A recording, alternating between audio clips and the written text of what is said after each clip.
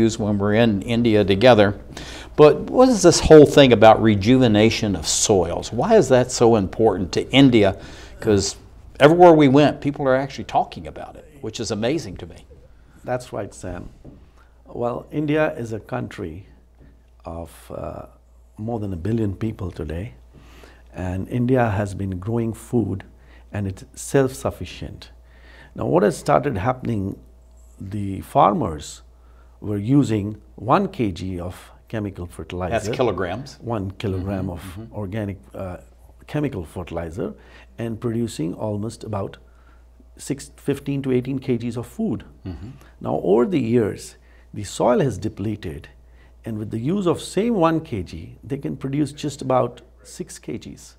So that is almost a degrowth of 2.5 times. Yeah, I mean, that's just absolutely incredible. And when you look at the map of India, the size of it, how it's spread out, the key location it has as far as Southeast Asia, actually they call it the Indian subcontinent. That's it's true. that large. That's true. But agriculture is actually going on absolutely everywhere across India, and almost half the population's involved, I understand.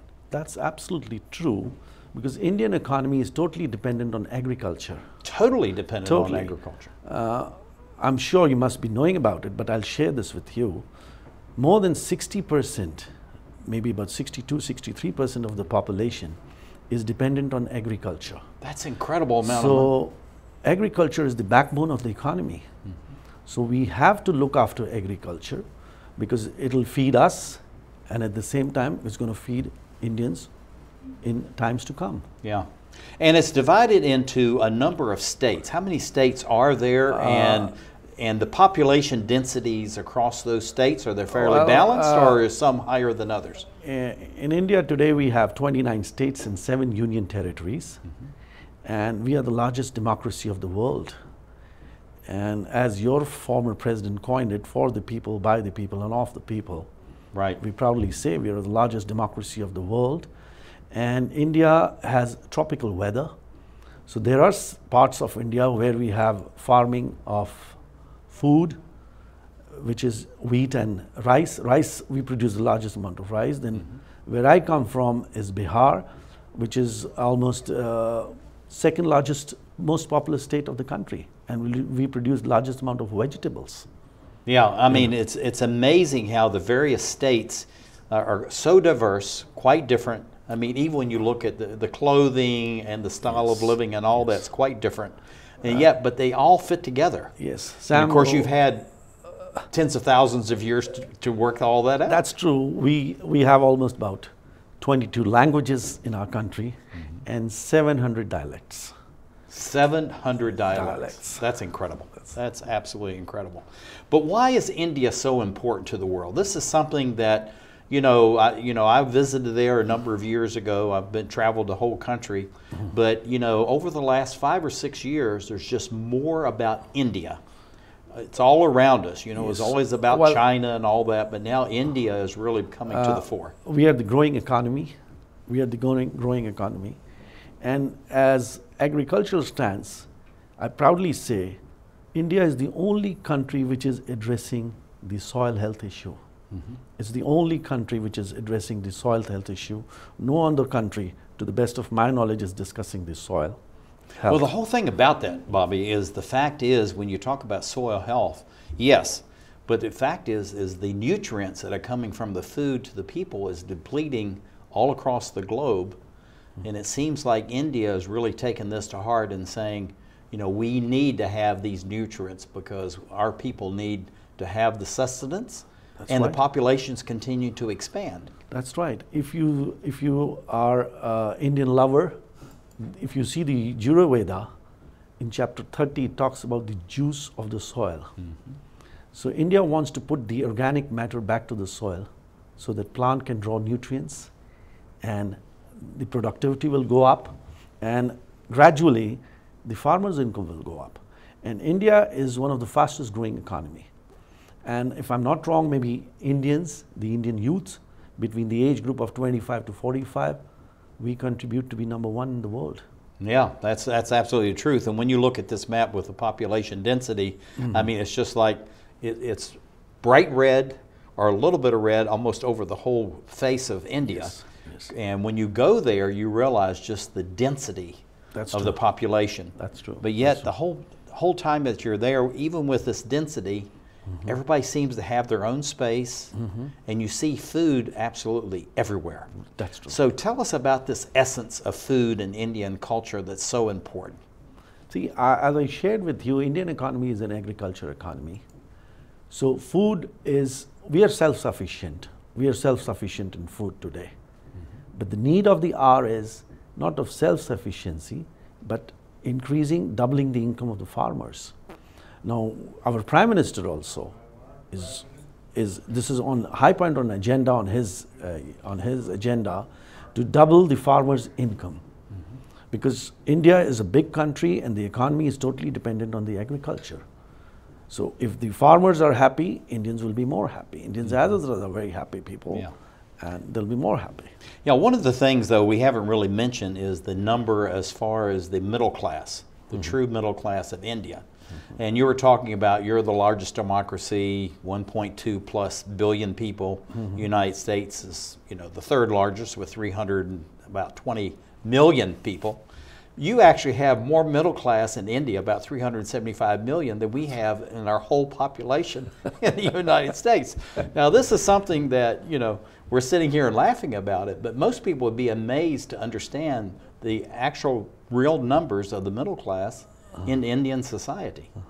And so when you talk about agriculture as 62%, and yet you have this huge middle class, where does this meet as far as the middle class, because they're demanding more and better food, and at the same time they're doing that, the farmers are saying, well, we're going to produce better and more food, but we want it ourselves too. How do you work that out? Well, this is what drives the economy, the middle class. The middle class is the fastest growing in terms of wealth. The middle class gradually moving ahead, and as I shared with you, we're one of the second largest, fastest growing economy in the world. So the middle classes are the ones who are going to benefit the most, because then they have bigger share in the pie, and that is how they're going to spend money, and that is how the country is going to grow. Yeah, going back to this as far as doubling the income, I mean, that's really an audacious statement that your Prime Minister has made. And he's really pledging it. He's given a real date to that by when we want to achieve it. Yeah. And so how are the farmers taking this? The fact is, you know, the government really is listening to us. They're trying to connect with us. The middle class is, you know, starting to engage with farmers, which hasn't been true in the past. How is all that working out? See, government is taking a number of initiatives to double the farmers' income. One of the major initiatives is on the productivity. As I shared with you, we have the land, we have the workforce to work on the land. Now, if the farmers get double production from the same land, that is the area where government is concentrating. Now, I being a soil entrepreneur, you can use, soil enthusiast, you can use, I am totally of the view that the production will increase only and only if the soil condition is improved, soil health is improved. Similarly, the government of India has established so many soil labs. Now the farmers can give it to soil lab for testing of the soil, and the government will use that information. What is this soil report card? Tell us about that. Why is that important? We're going to see an image of that It's shortly. another beautiful initiative, as I'm discussing with you about the soil. The soil health card is like farmers in India have been used to farming the same crop again and again. Now soil health card is being established. As I told you, in India there are 718 districts.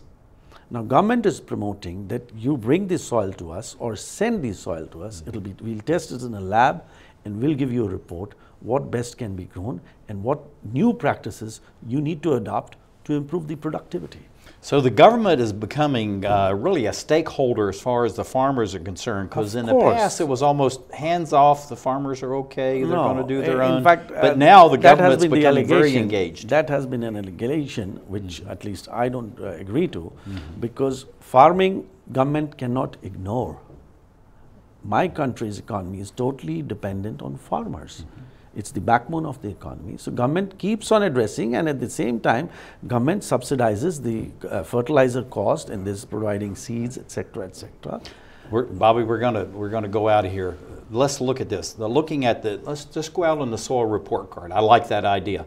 How do you see that expanding and growing as far as the farmers are concerned and the government over the next, say, 5, 10, 15 years? See, Sam, if we got to be quick. We only have about 20 seconds. Okay, so we come back on this. Soil is most essential to give the nutrient to the plant. Now, if your soil health is good, the plant health will be good. And also the food's going to be good. Food's going to be good. This is Mohit Bobby Alwalia, Agricultural Soils Rejuvenation Consultant for the KVKs, the state governments of India, as we create the Emerald Planet.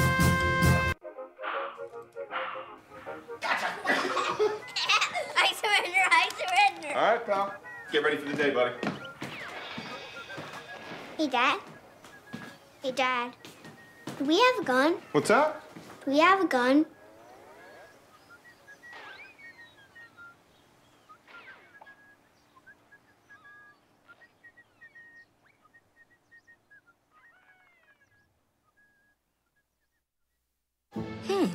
Maybe you can make retirement happen. After all, you made this vacation happen. Double points with every purchase? Cleverly merging promotions. I love it. Cross-referencing travel sites. And booking all your flights with those... Vouchers. I got us bumped. They were like, oh. But now they're like...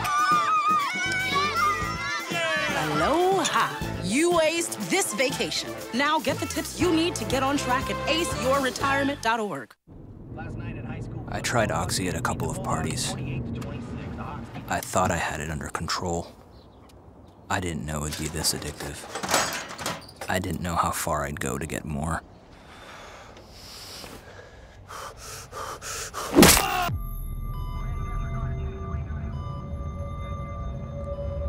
Opioid dependence can happen after just 5 days.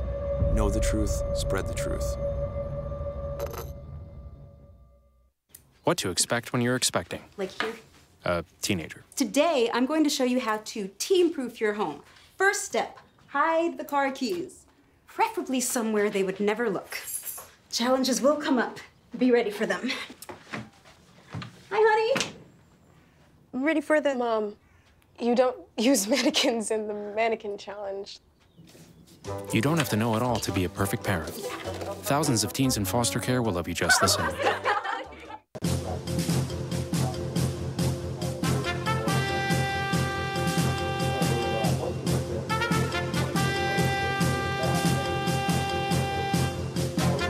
We're back to the Emerald Planet. Here again, your host, Dr. Sam. Hello and welcome to the Emerald Planet as we look around the globe for these 1,000 best practices that we talk about on a week-to-week basis. We're looking for what we call the best of the best. As we look at a country called India that actually is on the move. Its economy is one of the fastest growing on the planet, maybe number 1 or number 2. And at the same time, it has the fastest growing population outside of the African continent itself. And maybe India has already gone past China as far as the total number of people, well beyond 1.2 billion, maybe 1.4 billion. At the same time, it has one of the most prosperous middle class. Actually, they have more middle class than the whole population of the United States. That I find absolutely amazing.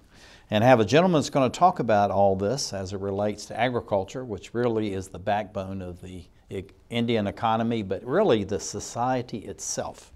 It's the backbone of the whole society. This is Mohit. He goes by Bobby Alwalia. He's an Agricultural Soils Rejuvenation Consultant, Agricultural Development Trust, KVKs, and also state governments of India. And Bobby, welcome to the Emerald Planet TV. Thank you, Sam. Glad to have you here. And for full disclosure, I spent about 24 days with you traveling all over India. And it's an amazing country, and I've been there a number of times, and actually I just learned to appreciate it and enjoy it much more. But looking at India, you see these youth running through the rice paddy here. Tell us, what does that image tell us about India? India is vibrant. India is growing. India is moving strength to strength. And the youth of the country are the ones who are going to be future rulers of the country. And if the youth is fresh and is in good health, the country is going to prosper more. Yeah. And that's one of the things about agriculture. I just love this photograph, and this little guy in the back is trying to catch up with the larger children. And it really is about India, because, you know, we've always talked about, you know, other big countries, but India is the one now that's really people are starting to focus on and be very serious about. But one of the things, the serious aspect of all this, and this I learned as I was traveling there, is that there's a real need for water. It has one of the highest rainfalls in the world. It hits actually on the Indian subcontinent, but much of it runs off. And a lot of that has to do with the soil itself, which really goes to the work that you're doing. So why, you know, huge rainfall, but the soil is not grabbing it and putting it back in? What's going on there? Well, if you allow me to say bluntly, it's because of the chemical fertilizers which the farmers had been using from the last 30 years. This is going back to the Green Revolution of the 60s and 70s. We paid this price because, of course, it increased the productivity. The country became self-sufficient in food, but the soil regeneration is required. What is required, what is the need of the hour? The soil health is depleted to such a level that water is not penetrating and it's being wasted. Yeah. So I want to look at this. 100 million people, poor water quality, and 54% of the groundwater wells are decreasing. And I saw that when I was traveling, because I went to, you know, all different areas of India. And this is not atypical, what we're looking at right here, as far as, you know, got all this rainfall, but yet it's not getting into the soils. So what is happening now, this focus, you know, as far as the soil report card, the focus of the government on rejuvenation, I mean, you're really as kind of the leader of the band in India for this rejuvenation of the soil. So what is happening now is changing the minds, but also the focus as far as the government is concerned to really work with the farmers so that you're improving the quality of life for everyone equally. Right. To be exact, you know, the government is, in some parts of the country, government is very seriously thinking of water, farmers using drip irrigation. With the result, the water is not wasted, and then at the same time, our country has a couple of very good rivers, so water is in plenty. But the only thing is that certain parts of the country it rains, and certain part of the country where it doesn't rain, because the farmers are dependent on rainfall for irrigation. So we need to improve the irrigation facilities also in certain areas, and certain areas facing drought and certain area facing flood at the same time. So that's also a challenge. Yeah, and the whole thing about it, Bobby, is when you're there, you understand this is going on simultaneously. That's true. You got a drought in one state, and the other people are, you know, being washed away, literally. But if you see the history of India, the states which had good water, good canals, produced more. The productivity was much more there than the states which didn't have the irrigation facilities up to the mark. So the country is really working on it, and to the best of my memory, only recently, about 4 or 5 months ago, or maybe 6 months ago, our Prime Minister visited Israel, and there the discussion, the main agenda of discussion was bringing in the drip water technology to India. Yeah, so, and actually he probably was meeting with the father of drip irrigation. He's actually been on EmeraldPlanet TV several years ago and was talking about this very point. And I saw actually some of his technologies that he developed when we were in Badamanti, Maharashtra State. That's right. The KVK there. That's right. But the KVKs are this Agricultural Development Trust. They're the ones that really are trying to seek this balance. And what we have this image in front of us, this balance of the food, of the water, and then actually being able to save that food so that the people actually get it. And we understand that there's a lot of this food that's wasted. So you're producing it, but a lot of that's not getting to the consumer. How do we strike that balance? That's a very good question, and our country is really working on it. How to save or how to increase the shelf life of the food. So solar, I'm sure you will be doing one of these interviews one of these days. Solar cold storage is a big thing in the sense that the crop which is grown, or the vegetables which is grown by farmers, don't go waste, but goes to the cold storage. Yeah, so, and actually the gentleman who's leading this in India is going to be on, on my guess EmeraldPlanet was right, TV. Sam. Yeah, we've already talked to him, and Yes. it's already set up. Yes, but what we're doing is we're going to combine the solar drying with the solar cooling, so you're doing both, and then you elongate this. That's right. But looking at organics, I know that this is something that you're looking at. Exactly. How do you balance the organics, with the chemical use of fertilizer, kind of going in inverse proportions. How do we do that so that we, farmers are not being asked to just switch to organics, but they're allowed to produce, but they can understand that they can use less chemicals and improve the soil health? Yeah. Sam, it is in the fitness of things that I share with you what I feel. I'm of this school of thought that don't do away with chemical fertilizers. Chemical fertilizers have given you green revolution. Chemical fertilizers increase the productivity. Now the only thing is you have to tame the heat of chemical fertilizers. Now how do you do that? You do with organics. You give back to the soil what is required. The organic matter is required in the soil, which will build the soil, and plants will draw nutrition from the soil, because plants get food from the soil, and if that is done, the productivity will automatically go. And when I'm talking of organic matter putting it back to the soil, I'm talking about humic matter, humic acid, and in such a way that the soil is regenerated. It's no more depleted. Yeah. I'm going to leave this up here. This is something I found absolutely fascinating, this agricultural sector and all the different areas the government, along with the farmers and the KVKs, the Agricultural Development Trust, again, are working together in all this. But they have this this motto, and actually it's a real movement, is that, less water, more output. That's right. And there's a phrase for that whole thing, and I really like that. Tell us about that, and why, and farmers seem to be embracing that. Right. Okay. Well, KVK is a Government of India initiative. KVK stands for Krishi Vikas Kendra. To explain you in English, I would call it Agriculture Center. An Agricultural Development Trust, as that was translated. Various trusts run it, various government agencies run it, depends on the functioning of the KVK. Got it. Now, this KVK, as I shared with you, there are 718 districts in India. And believe me, there are 695 KVKs.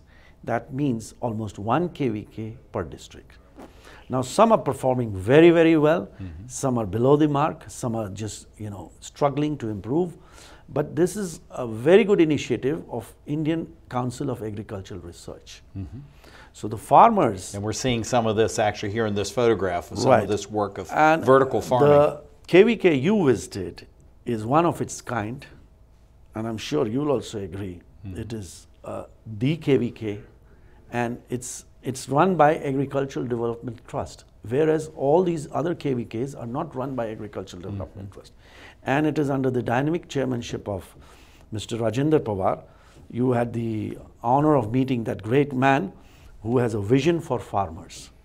And that KVK, what you saw, is a role model in the sense that it is helping farmers not only in soil, it is helping in animal husbandry, it is helping horticulture, it is helping in floriculture, everything. Yeah, it's you just saw absolutely it yourself. amazing. About 150 plus or minus acres, and when you were there, if it's in agriculture, it was going on. Yes. And they even transported the sea right into the middle of the desert. And you could see in those 4 days, 400,000 farmers coming there for, educating themselves what is good for crop, what is not good for crop, what to do and what not to do. Yeah. So that is KVK. Yeah, and I put this image up here of this gentleman. He's on his cell phone. He's got his laptop in front of him. He's an Indian farmer sitting in the middle of his field. Yes. We kind of laugh about that, but this is really what's going on, because they're, this 460 plus thousand farmers that, and I was standing in the road. Every one of them had, a cell phone. Oh yes. And they were using it. And the government is using the apps. See, India is an IT country. India is the IT country. So now the government is putting in the best use of apps for farmers.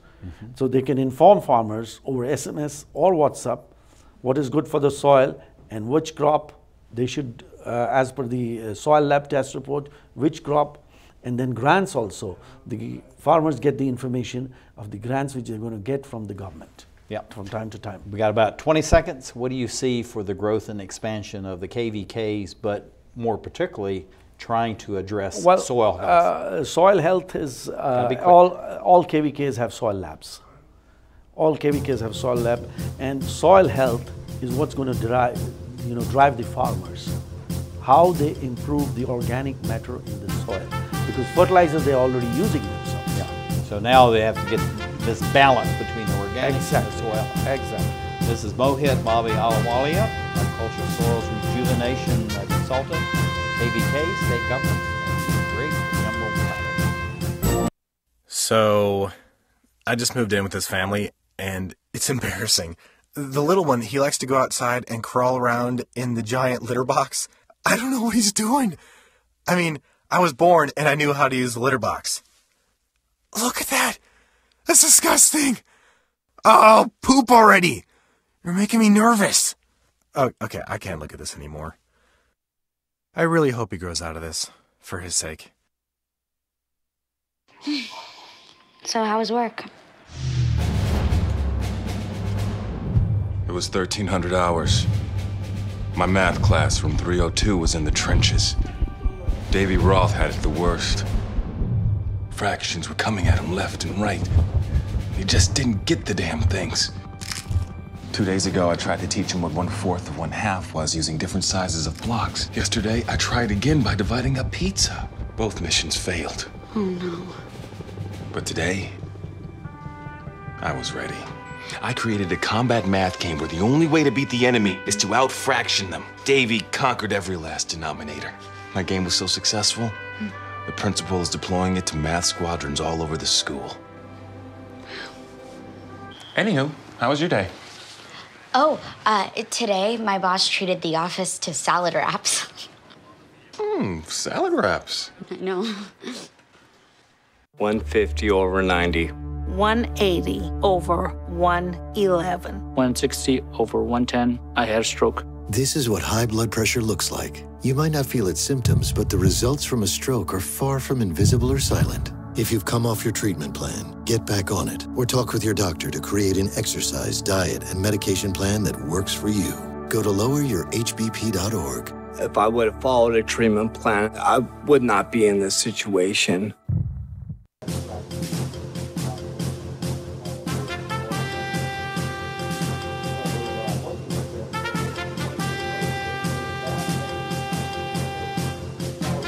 We're back to the Emerald Planet.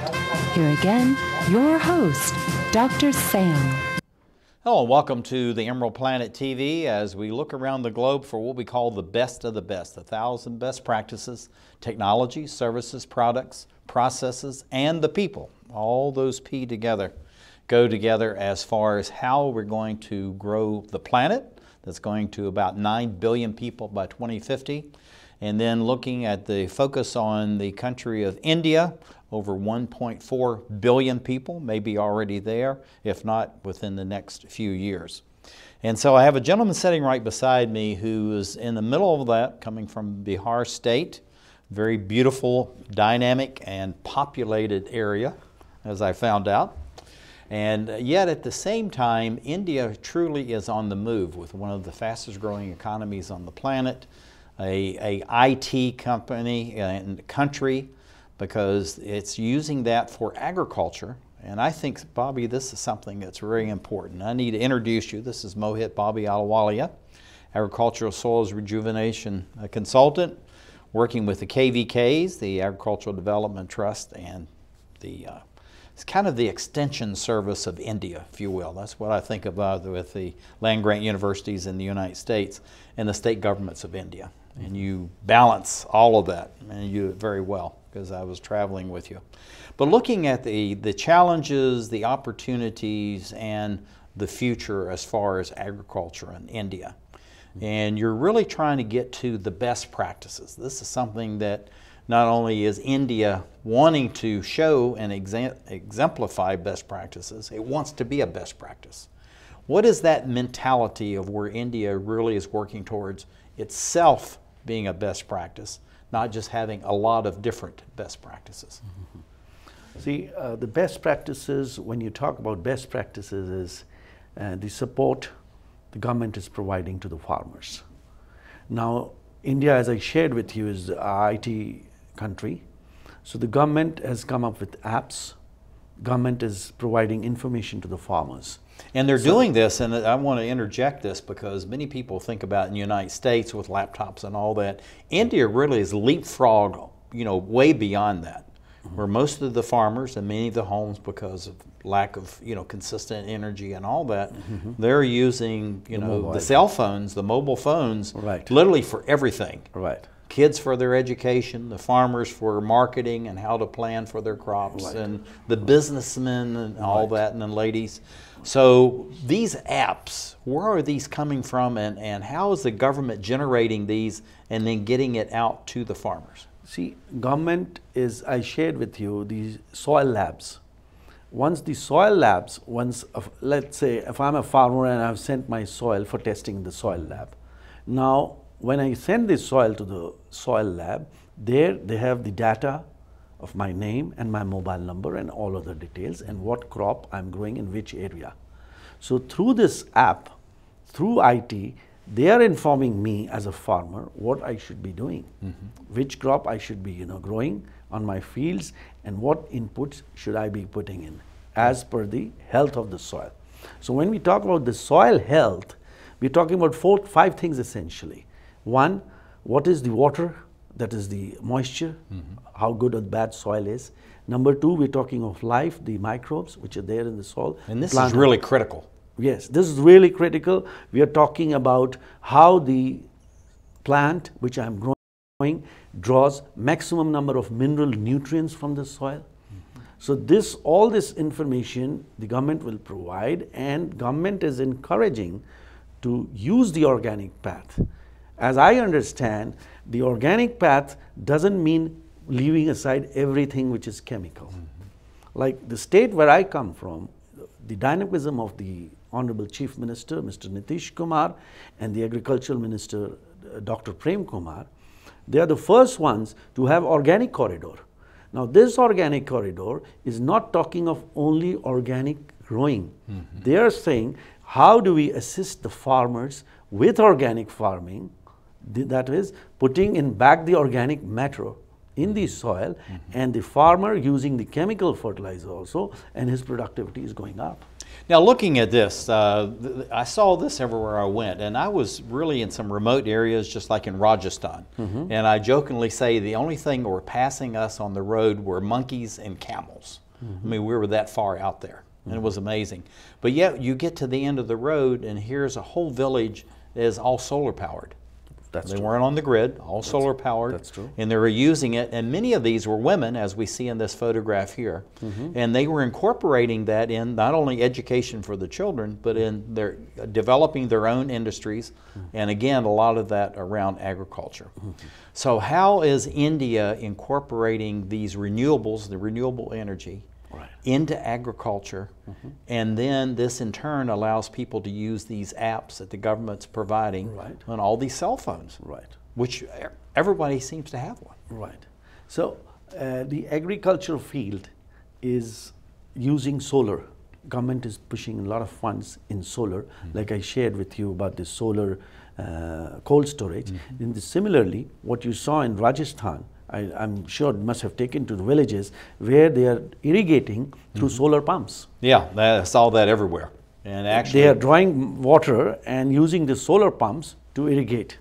So that is how it is growing, and that is how the government is providing all the help. But one of the things I found out about this too is that they're actually, because they're capturing the water, putting it into these injection wells, they're actually raising the water table, which had been depleted because we saw that, the 54% depletion rate as far as the wells are concerned.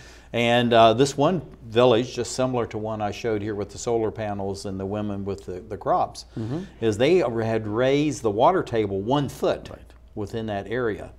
And you see the produce here. This is actually going in to produce this increased amount of food with more nutrients. Right. So how does the government balance that, and then these KVKs, the Agricultural Development Trust, bring all this about for the farmers so they get access to all the inputs they need to increase their productivity and their income?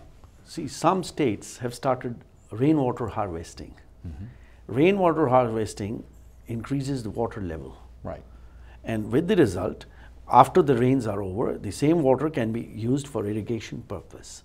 So that is one of the initiatives which government is again taking to improve on the water level. The water level which has been going down over the years, and now the water level has started moving up. So that is how the government, or there are NGOs, non-government organizations, who are promoting to increase the water level. Yeah. So that it can be used for irrigation. Yeah, I went to a number of different villages that are actually doing that, but I was amazed that within 3 years they raised the water table 1 foot. 1 foot, that's incredible. And so they were capturing all that, and we went to the injection wells. I mean, it's a real system they have. And we're looking at this complex photograph here of all these different crops from, you know, tea in the high mountains, the hill stations, all the way down towards the sea. So doing all that, capturing this water, there must be many different ways of doing that. Of course. See, India is a tropical weather country. So the farmers, large number of farmers are still dependent on the rainwater for irrigating their farms. Right. So what you see here is that various places, as I feel, I'm a very strong believer, for agriculture purpose, you don't have to go to the classrooms, you have to visit the villages. Yeah, yeah, There that's will be where it's farmers. happening. That's where it's happening.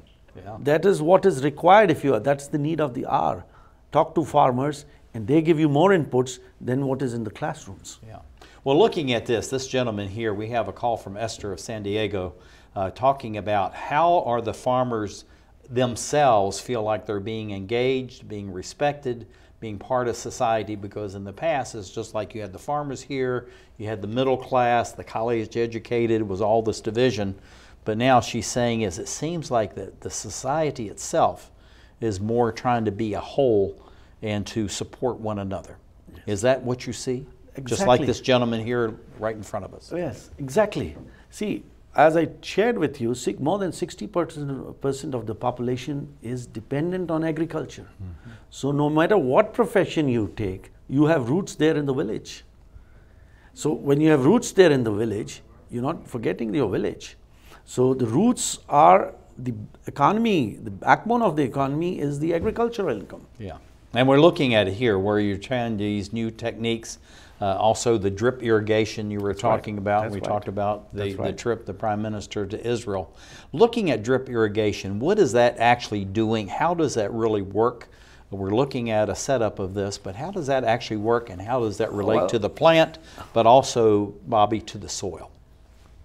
With drip irrigation, the beauty of drip irrigation is it is giving the desired amount of water to the soil for the plant. Nor are you overdoing it, nor... See, Israel did it because they didn't have water. And that came as a blessing of disguise to the world. It's a gift of Israel to the entire world. This technology is so beautiful, and so, as you saw it in Baramati yourself, they were using drip irrigation in all the farms. Yeah. Well, they were actually using it in what we call hot houses. Right. You know, and they were using it everywhere. One of the places in India where the rainfall is minimum, and they are growing sugar cane, which requires water all the time. Yeah. And this is one of the things that was amazing. You talked about the canals, how they had put this huge canal system, you know, across there, and all of a sudden, and then of course sugar, with the amount of sugar that the Indians eat. I mean, that is a real cash crop. There's no doubt about that. That's right. But we're seeing this mechanization, and we're getting to the end here, Bobby. But you have these small plots, right? Millions of people involved. But yet India is a large-scale agricultural production country. Right.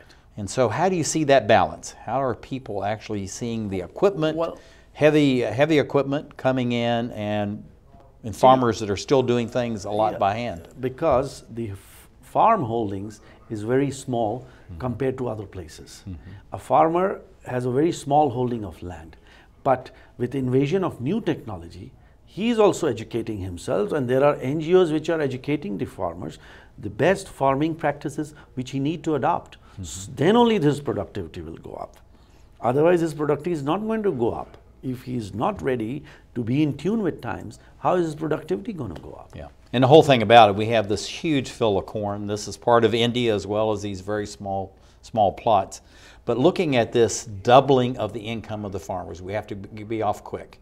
Right. How does this rejuvenation directly relate to this doubling of the income of the farmers? The doubling of income will come only if the soil health improves, which farmers need to improve.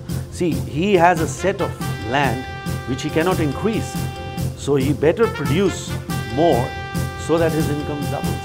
And also to use less inputs at the same time. Exactly, to save on the cost. Bobby Ahluwalia, thank you, sir, as we create EmeraldPlanet. Okay, so we drowned the fire, stirred it, drowned it again, and now just feel if it's cold. Yeah. Cool.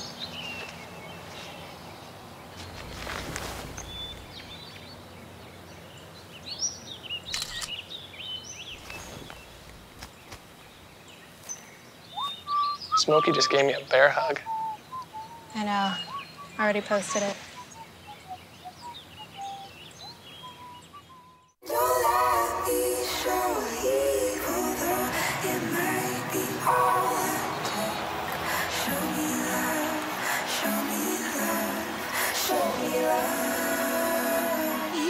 I got a crick in my neck, limp in my step, cramping in my muscles every time I try to flex. But I don't wanna get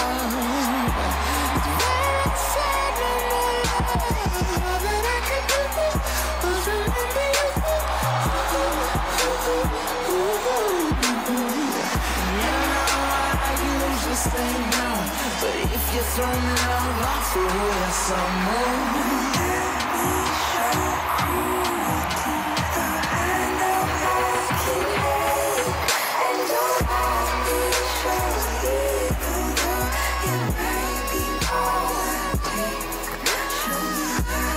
It's a big responsibility. Oh, it's huge. I know, it's huge. And the salary. Oh my god, yes. I mean, Right? like, I was about to move in with my parents, and right before, so this saved me. I really believe in you, you know? Thank you. It's nice to hear that from someone. These are cool. Did you, what did you...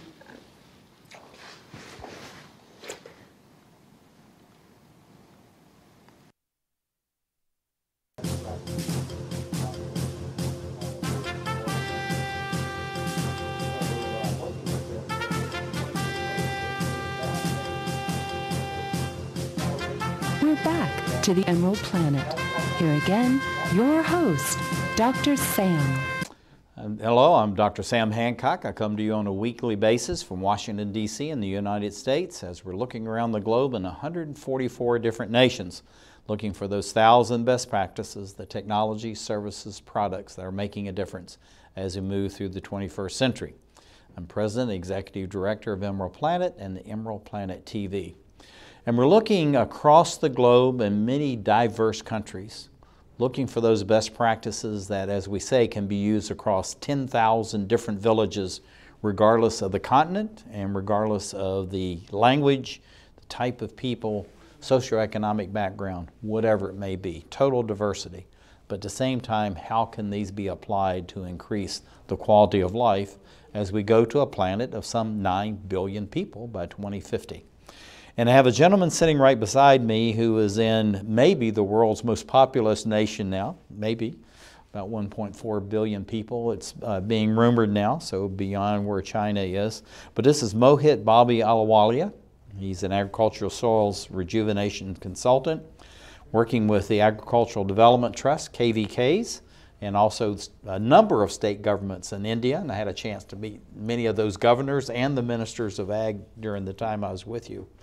And that was just really an excellent opportunity to see the interior, the inside of India, as it's actually changing not only its inside, but it's actually its face to the world. And that's incredible. And it's just like these young people on the back of the scooter, you know, showing the flag, their energy, their excitement. But India is like that. It's a very dynamic, it really has a certain joy about it. I know. That it's just everywhere around you. It's in its food, it's in you know, every aspect of society. But looking at all this, how is that you're trying to help? You know, through your consultancy, you're reaching out to the state governments, and I've been to 8 of those with you.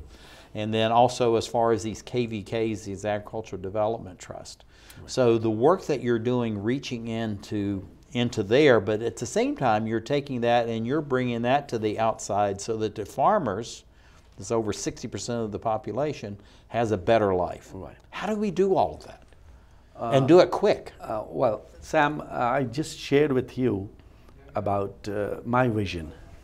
Now, I'm this school of thought that India will improve on its doubling the income of the farmers, not through seeds. My thought process is not seed-centric, but it's soil-centric. My area of working is soil. How to build the soil.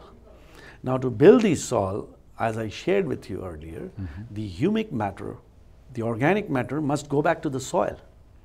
As you visited India, and we were in a couple of states, the KVK, the best example is KVK, Baramati, under the leader of dynamic leadership of Mr. Rajendra Pawar, who's the chairman of the Agricultural Development Trust.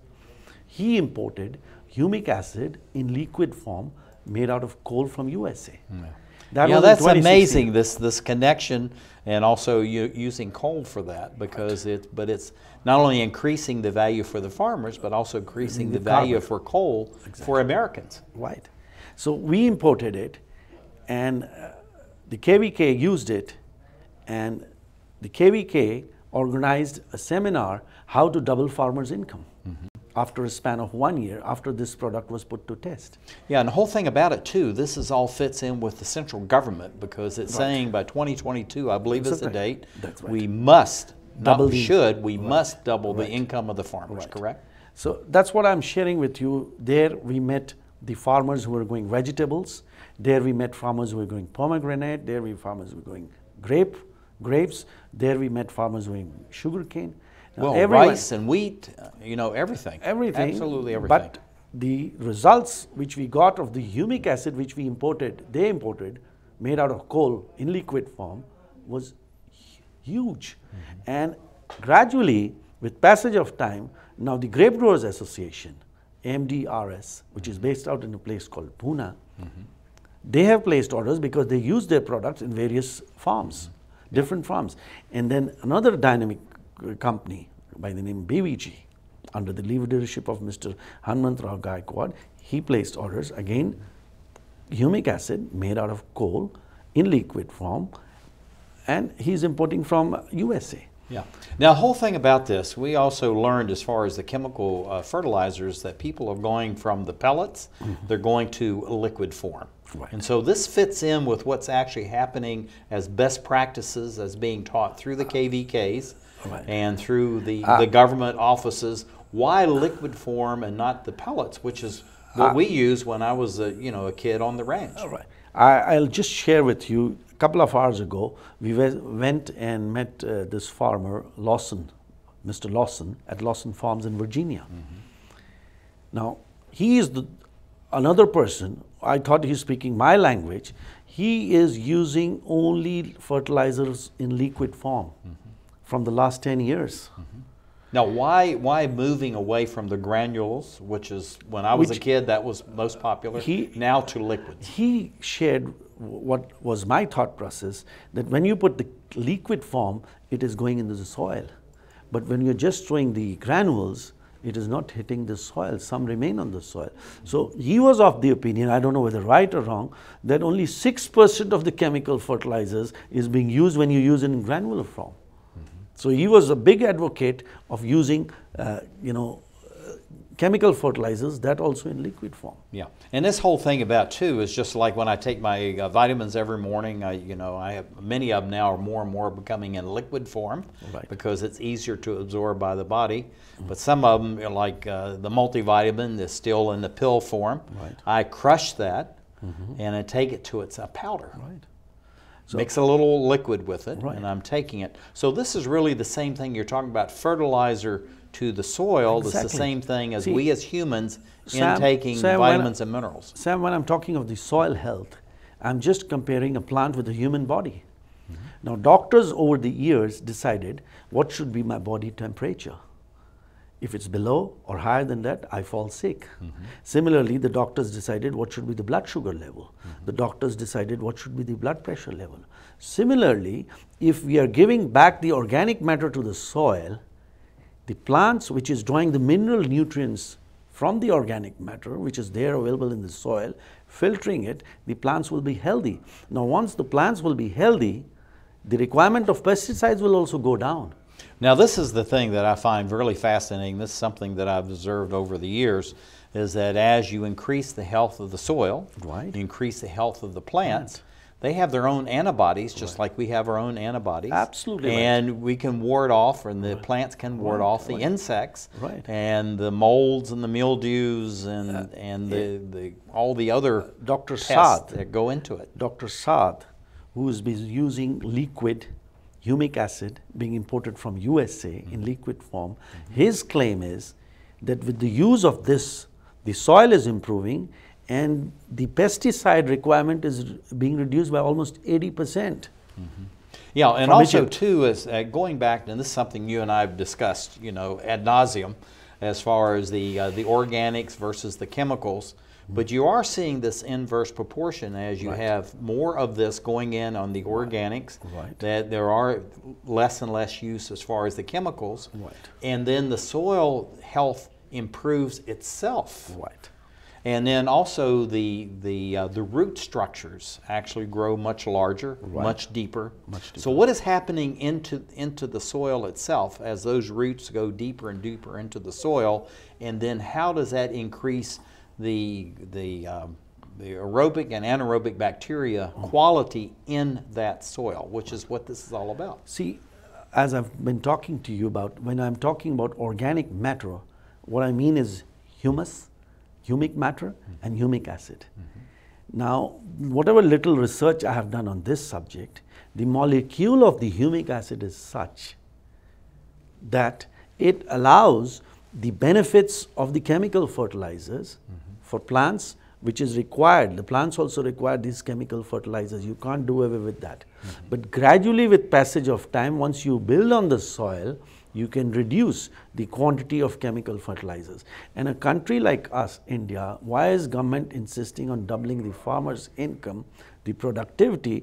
Because they want to reduce the cost of the inputs also, once the soils are built. And that's because these chemicals are very expensive, and it is the taxpayers' money which is being routed through the government to the farmers in way of subsidies.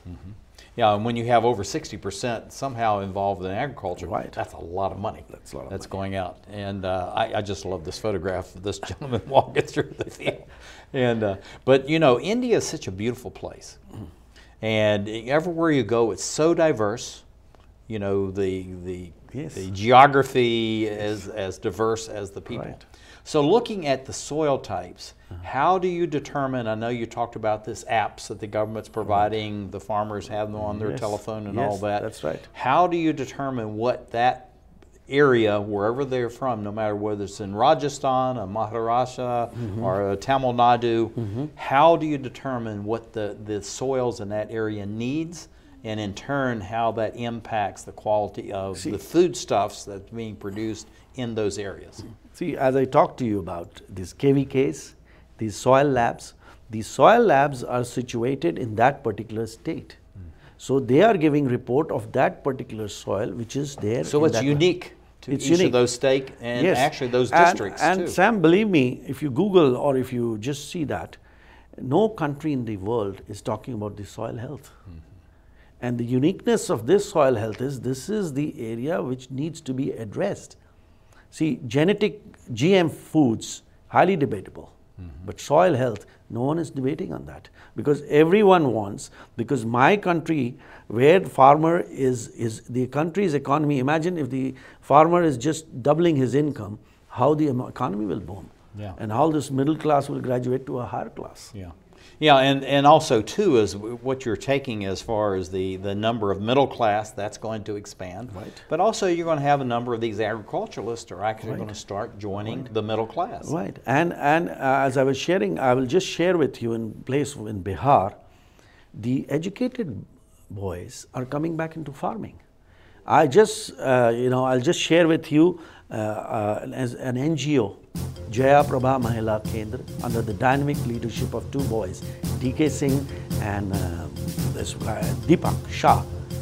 They are pumping a lot of money to bring in the food, that is the surgeon food, high with protein, and which was never grown in that field, and it is only because of these soil reports they've been advised to grow this crop. Bobby, we're out of time. This is Bobby Alawalia from India, working with the CBK, state government, as we create EmeraldPlanet. Bobby, thank you for being with us.